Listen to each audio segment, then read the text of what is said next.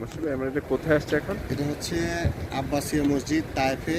এবং ছিলেন হযরত রাসূলের চাচা, উনি হচ্ছে হাদিস বিশারদ ছিলেন। আচ্ছা, যখন আচ্ছা। কোনো সাহাবীরা হাদিস নিয়ে কোনো সন্দেহান থাকতো এই হাদিসটা কি বোঝানো হয়েছে, তখন ওনার কাছে আসলে উনি বলে দিতেন এই হাদিস দ্বারা আল্লাহ রাসূল এবং আল্লাহ এটাই আসলে আমাদের করতে বলছে, এটাই বোঝানো হয়েছে। উনি এই ব্যাপারে খুবই পারদর্শী ছিলেন। আচ্ছা, আচ্ছা। আব্বাসি মসজিদ। আব্বাসি। এখান থেকে দেখা যায় এখানে হচ্ছে ওনার জিয়ারত, মানে আচ্ছা। রওজা মুবারক বা ওই কবরস্থান আচ্ছা, যেটা। কবরস্থান। এই যে এখানে। আচ্ছা, আচ্ছা। তায়েফে অবস্থিত।